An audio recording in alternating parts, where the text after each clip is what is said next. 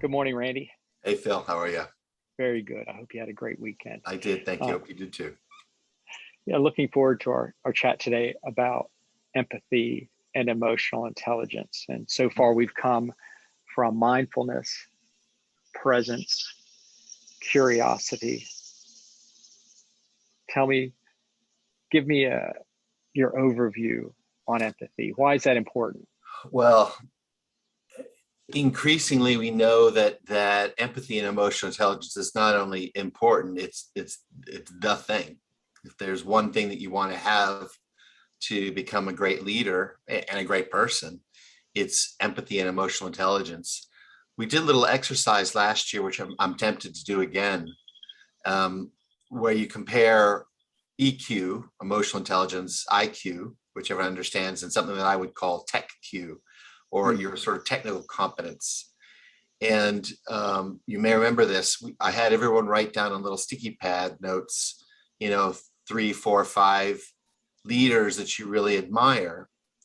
And then we did a very simple thing. We divided the board into 3 columns, and one was EQ, one was IQ, and one was tech Q. And I said, okay, now put the sticky pad in the column that matches sort of the personality of your leader, where they're just the brilliant, the smartest person in the room, were they the best coder, or were they the person Hmm. with highest level of empathy? And every time you do that, it's basically comes out 80-10-10, where 80% of the people we admire have the high EQ, high empathy.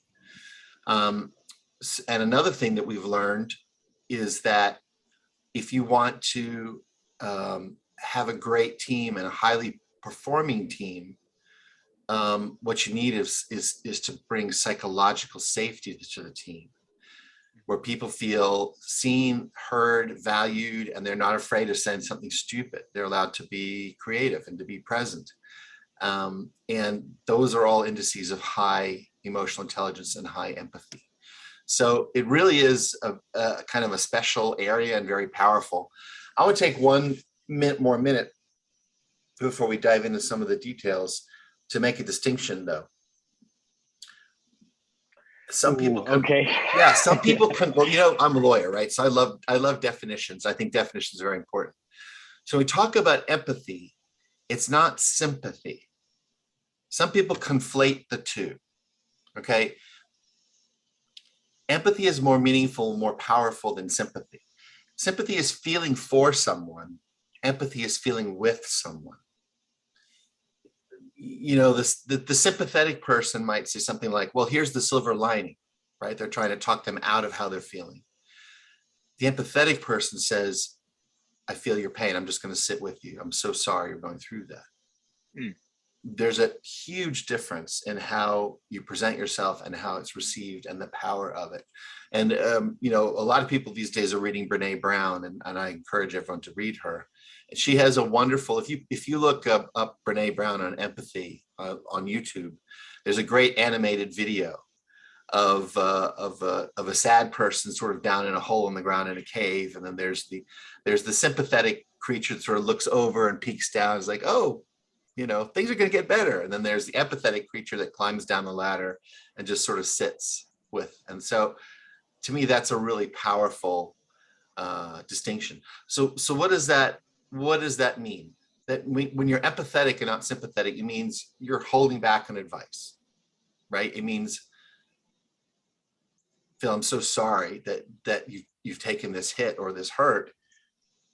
What do you think would be helpful to you right now? Right? Can I ask? So Yeah. this is a reoccurring theme from the very beginning with mindfulness. Yeah. You talked about, well, actually, I just, with curiosity, it's all of them. You Yeah. talk about listening without judging. Your Yes. mind is not racing ahead to the answer. Right. And here we are again with empathy. It's not about answering the question. Right. It's about showing real interest Hmm. in this other person. It's not showing pity. It's not assuming you know their story. It is about validating a difficult emotion. You're hurting, you're sad. I feel it too. I'm so sorry. How can I help you? Let me sit with you. And so I just think it's worth spending a moment on that to distinguish empathy and sympathy. And then when you go to the larger domain of EQ or emotional intelligence, empathy is a key element of emotional intelligence. And there's a lot of scholarship in this area now. There's a Harvard professor named Daniel Goleman, Goleman, who's become quite well known because of his work in this area. And he says there are 5 domains of emotional intelligence: empathy, self-awareness, which is something we've talked about, self-regulation, social skills, and motivation, desire to work with other people. And these are some of the things that we'll explore at our unconference. It really is a very important central area to great leadership. You talked about the misconception of empathy and sympathy. Are there other misconceptions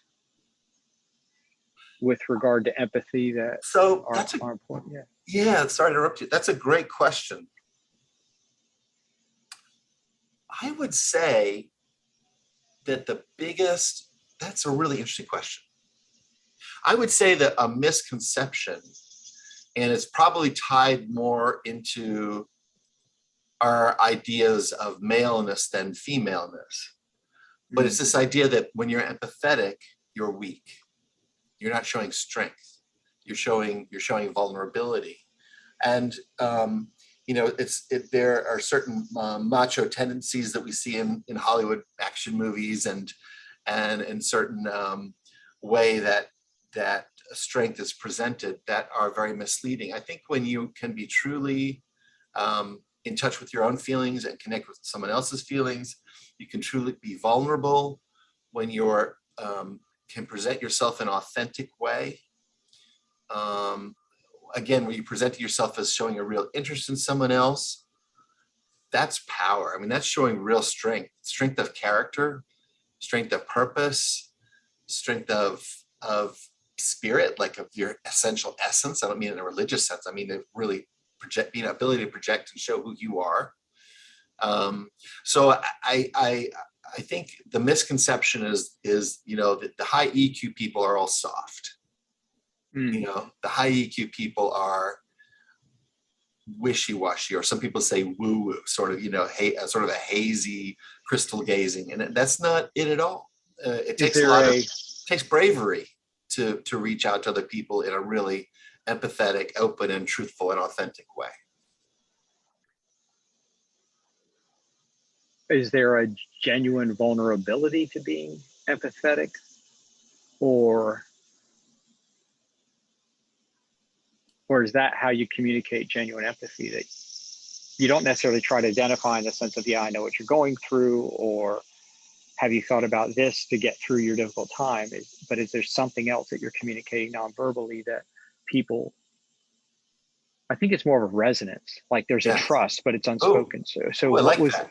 Yeah, I like that a lot. Resonance that's a great word, because we know that 90% of communication is nonverbal. Okay. And so yes, there's a resonance of just being quiet and settled and centered, which goes back to our presence and mindfulness thing with somebody who's in distress.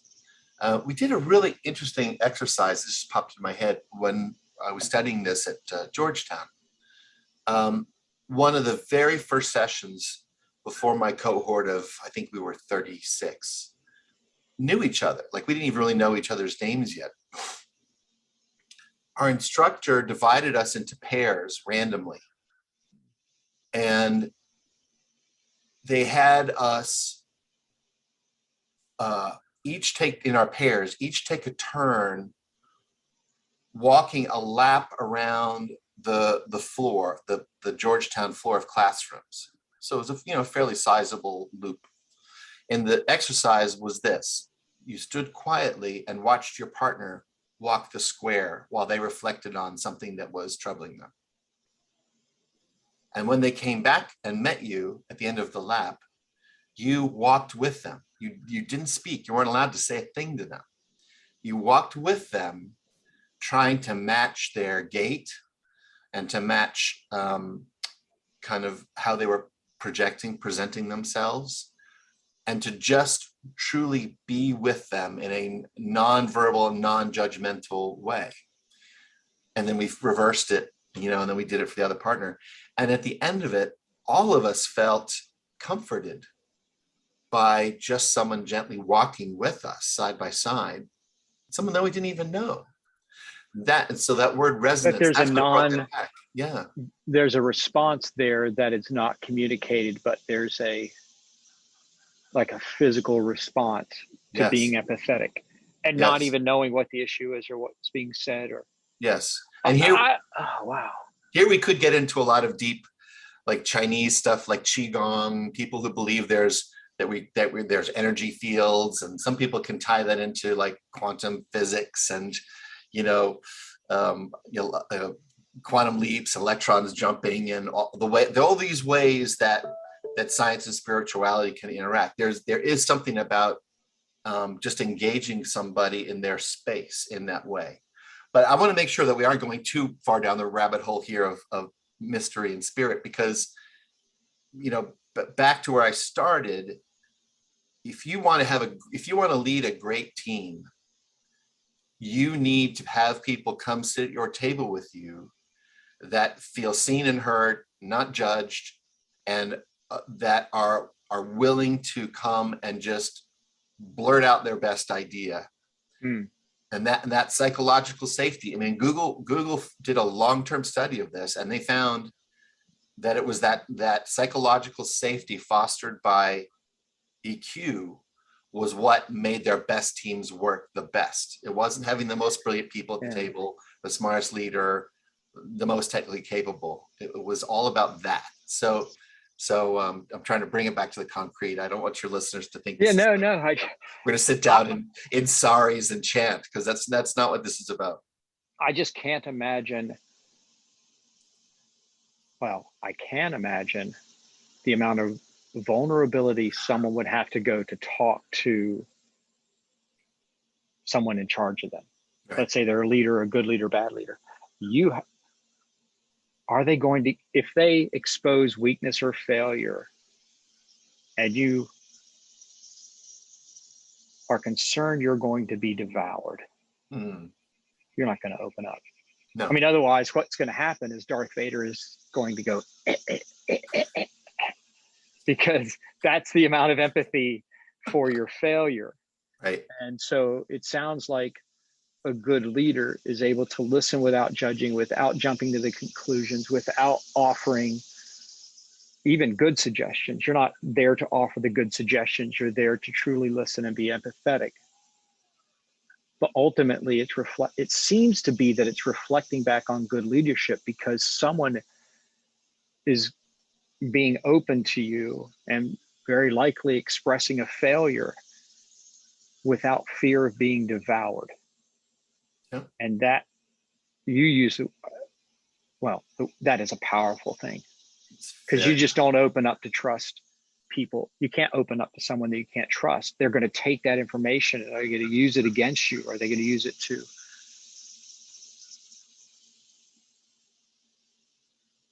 take advantage in some way? Right. And so it sounds like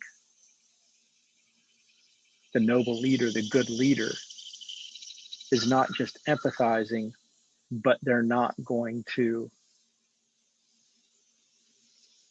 abuse that trust. Mm-hmm. That's a powerful thing. It's very powerful. All right. Next week, what are we going to talk about?